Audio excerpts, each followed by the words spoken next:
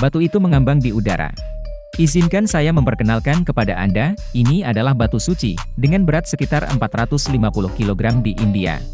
Orang-orang hanya perlu menggunakan jari telunjuk tangan kanan mereka, meletakkannya di bawah batu suci ini dan mengucapkan mantra, dan itu akan terbang ke udara, mungkin 2 meter di atas tanah. Penyebab fenomena ini masih belum diketahui oleh para ilmuwan. Mungkin Anda juga salah satu dari jutaan orang yang telah membaca artikel ini. Karena surat kabar di seluruh negeri telah meliput banyak hal. Namun, bela sungkawa saya kepada Anda, informasi itu palsu. Batu yang Anda lihat bukan di India.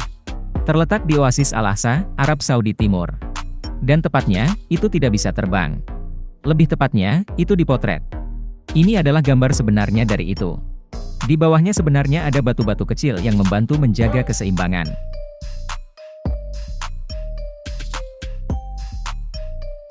Pria itu tidak memiliki pantulan di cermin. Video ini dibagikan di jejaring sosial dan diperbarui oleh banyak saluran YouTube. Itu difilmkan di toko flip-flop di Savannah. Seperti yang Anda lihat, seorang pria berbaju hitam berjalan melewati cermin, tetapi tidak ada pantulan. Video ini menuai banyak komentar. Semua orang mengira pria ini adalah vampir. Awalnya kami juga kaget, karena banyak website yang memberitakan, tapi tidak ada yang memberikan penjelasan. Nyatanya, ini hanyalah salah satu video yang dipentaskan oleh dua pesulap Barry dan Stuart, Skotlandia. Pertunjukan yang mereka buat berjudul The Happenings, yang terdiri dari rangkaian video berjudul Peristiwa Misterius dan Fenomena yang Tidak Dapat Dijelaskan. Pria yang tersambar petir 2 kali tidak mati. Video ini diunggah dari tahun 2011. Itu diambil dari kamera keamanan di suatu tempat, tanpa ada yang menyebutkan sumbernya. Seorang pria sedang berjalan ketika dia langsung disambar petir. Dia berbaring di tanah tertegun dan tidak sadarkan diri selama sekitar 1 menit. Lalu ia bangkit dan melanjutkan berjalan. Dan langsung disambar petir. Dan ajaibnya, dia selamat. Kami semua senang dengan ini, tapi maaf untuk memberitahu Anda, video ini 100% palsu. Faktanya, kemungkinan seseorang selamat dari sambaran petir langsung hampir 0, ribuan kali lebih kuat daripada jika terkena arus 500 kV.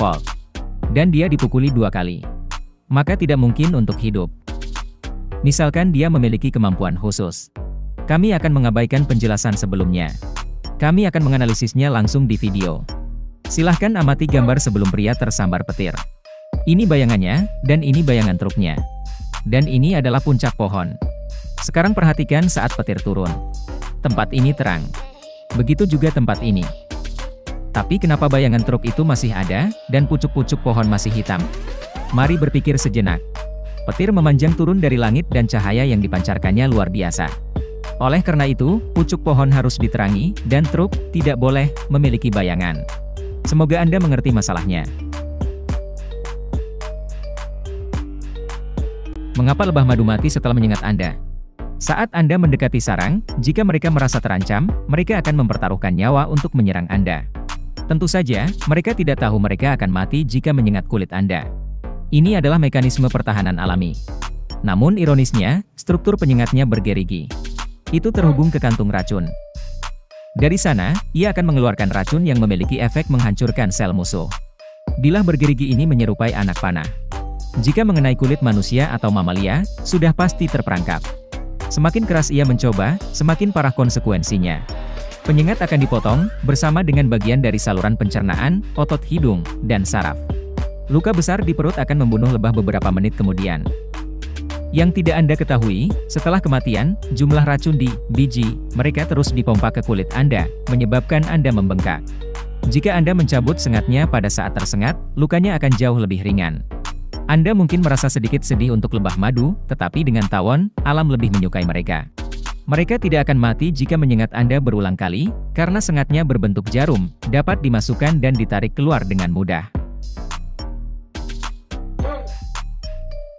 Menurut statistik Forbes pada Maret 2020, orang terkaya di dunia adalah Jeff Bezos dengan total kekayaan mencapai 113 miliar dolar Amerika. Katakanlah Anda adalah seorang manajer penjualan dengan gaji $1.000 per bulan. Anda membutuhkan 9.416.666 tahun untuk mendapatkan jumlah ini. Jika Anda tidak percaya, gunakan komputer Anda untuk memeriksa. Mungkin kita harus mengolah ribuan kehidupan lagi untuk mendapatkan uang ini. Makan terlalu kenyang saat terlalu lapar. Apakah berbahaya? Dulu, kakek nenek sering menasihati anaknya untuk tidak makan berlebihan saat lapar, karena bisa menyebabkan makan berlebihan dan bahaya. Hal ini benar, terutama untuk anak-anak dalam keluarga yang pola makannya tidak cukup protein, terdapat pada daging ayam, daging sapi, udang, dan susu. Ini dapat menyebabkan nekrosis usus kecil. Alasannya karena di dalam usus kita selalu terdapat toksin dari bakteri anaerob yang disebut beta-toksin. Setiap kali kita makan makanan yang mengandung protein, pankreas mengeluarkan enzim tripsin untuk memetabolismenya dan sekaligus menghambat kerja racun. Pada anak-anak yang pola makannya kurang protein, pankreas kurang terstimulasi untuk mengeluarkan enzim. Jadi beta-toksin masih berfungsi normal di dalam tubuh. Jika mereka tiba-tiba makan banyak protein karena terlalu lapar atau makan terlalu banyak, 10 kali lebih banyak dari biasanya, jumlah enzim di usus tidak cukup untuk memetabolisme protein. Pada saat itu, toksin akan menyerang dinding usus dan menyebabkan nekrosis, yang sangat berbahaya jika tidak segera ditangani.